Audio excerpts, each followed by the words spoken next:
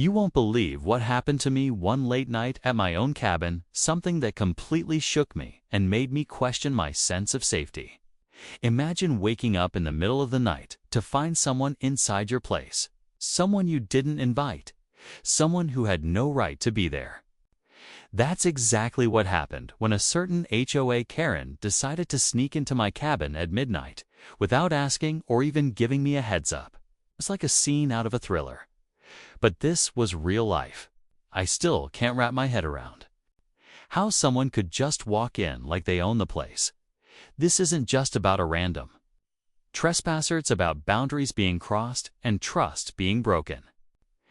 HOA Karen has been a thorn in the neighborhood side for a while, always sticking her nose where it doesn't belong. But this was a whole new level. She didn't just knock on the door or try to talk things out. No, she quietly let herself in and made herself comfortable in my cabin as if it was hers. When I realized what was happening, my heart started pounding. I felt invaded, helpless, and honestly scared. I had to make a quick decision. Should I confront her directly or call for help? The answer seemed clear, but calling 911 felt like a huge step. Was I overreacting? What would the police think? Would this make the situation worse? These questions raced through my mind as I dialed the emergency number, hoping for a quick resolution.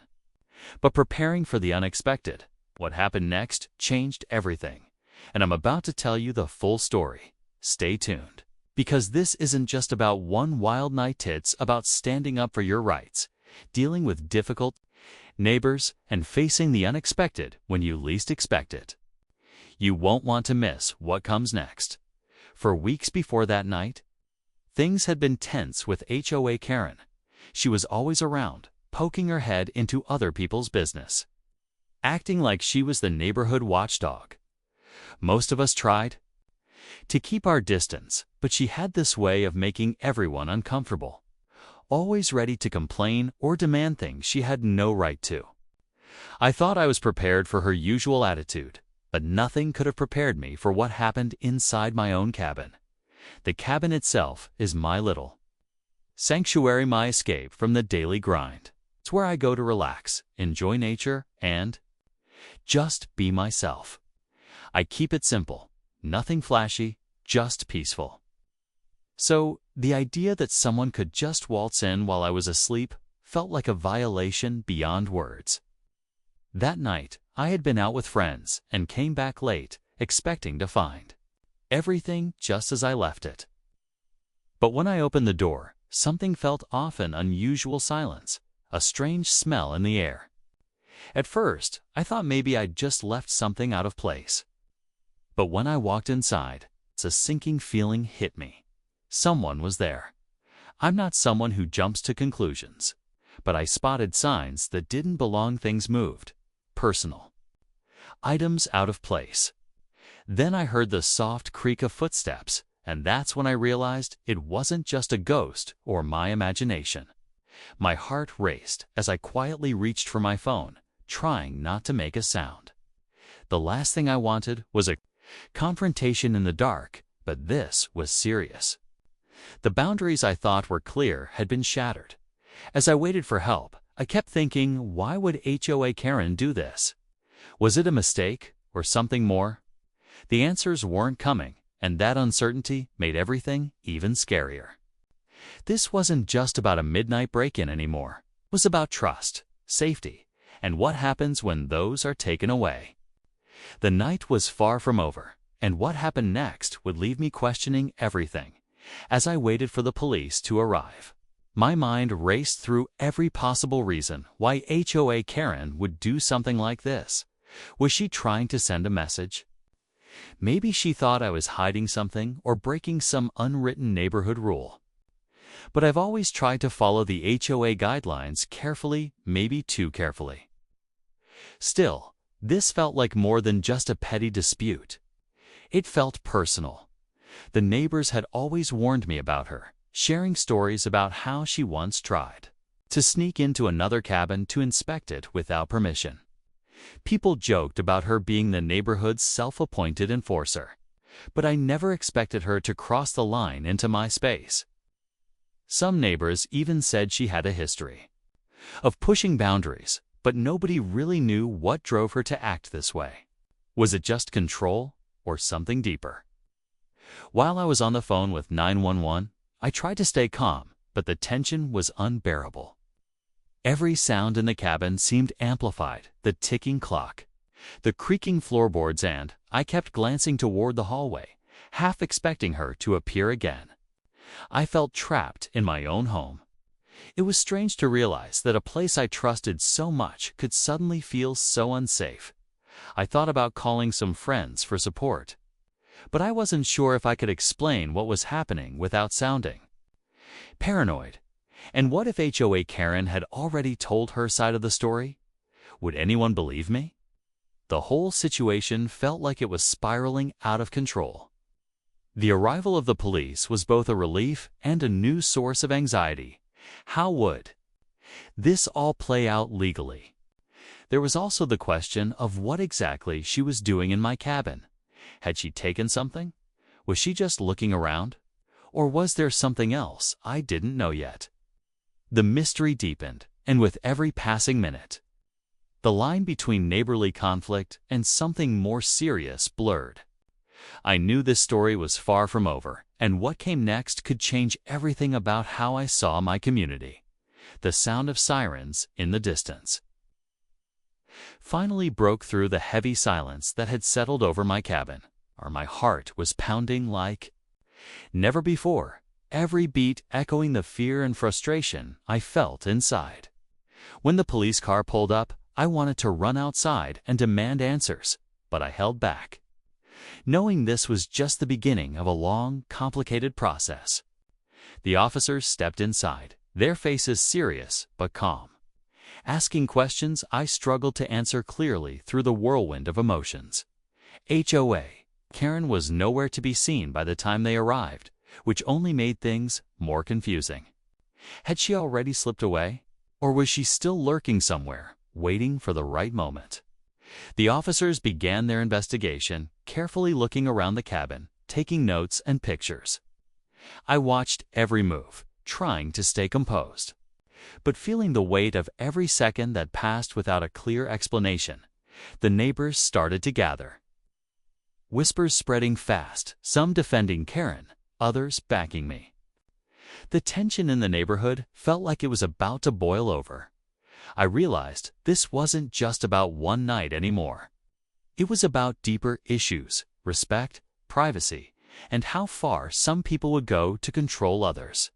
I could almost feel the invisible lines snapping between neighbors. And it scared me. As the police wrapped up their initial check, one of the officers pulled me aside with a serious look. "We need to talk about what we found," he said, and my stomach dropped.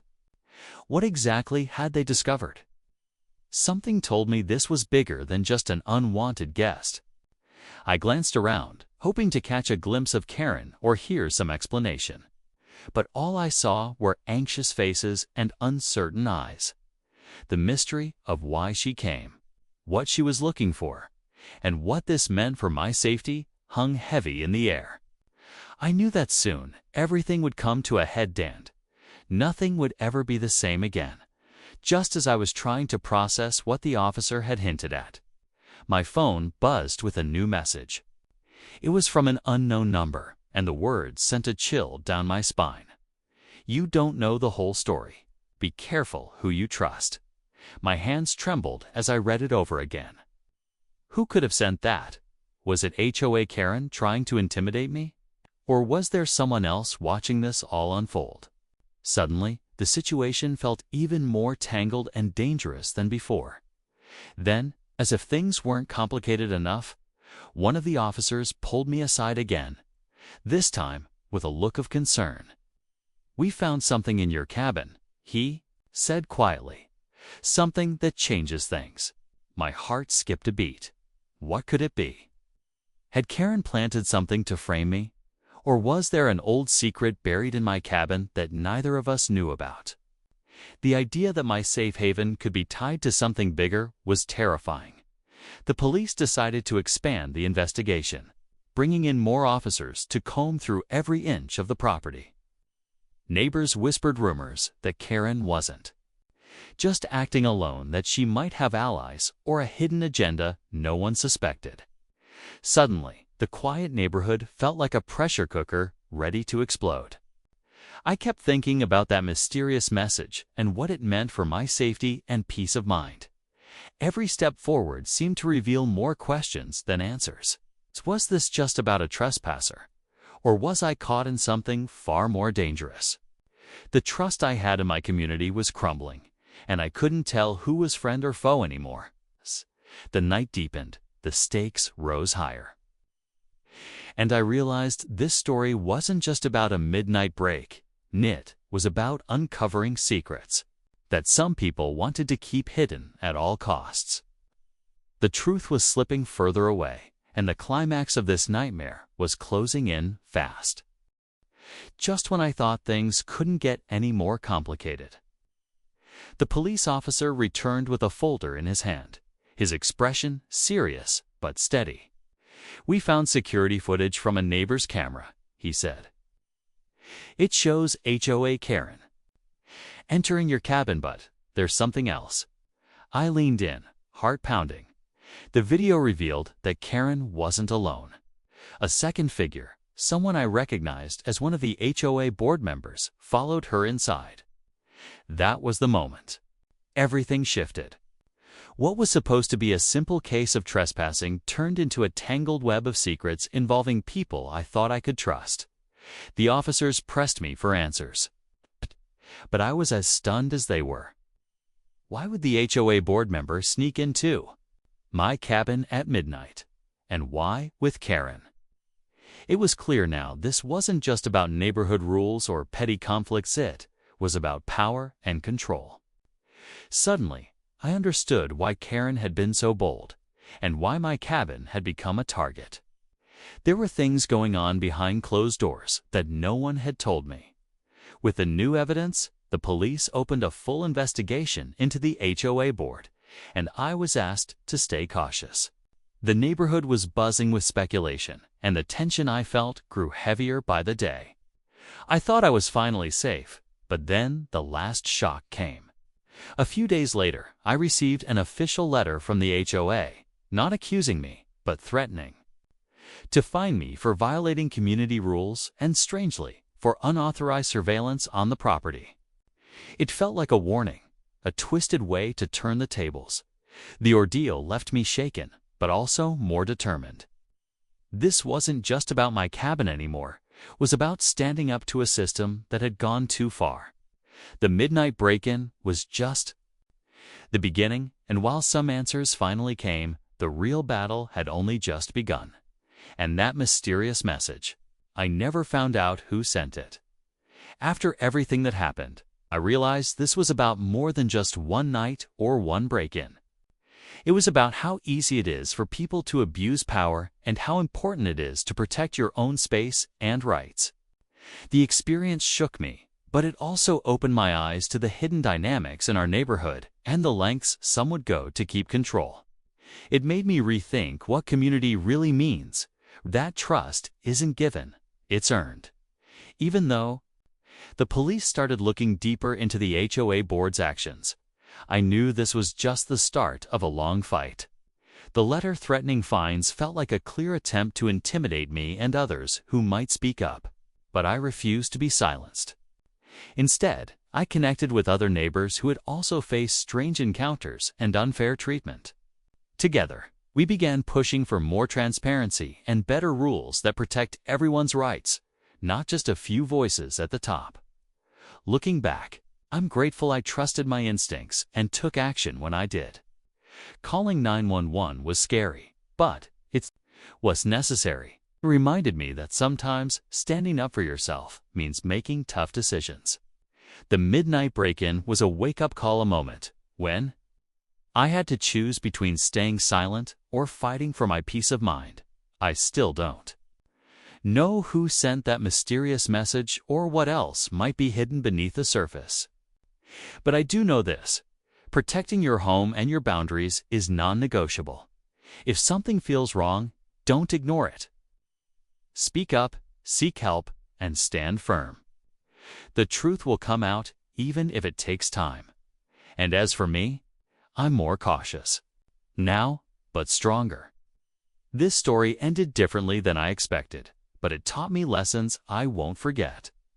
And a warning to anyone who thinks they can invade someone's life without consequences.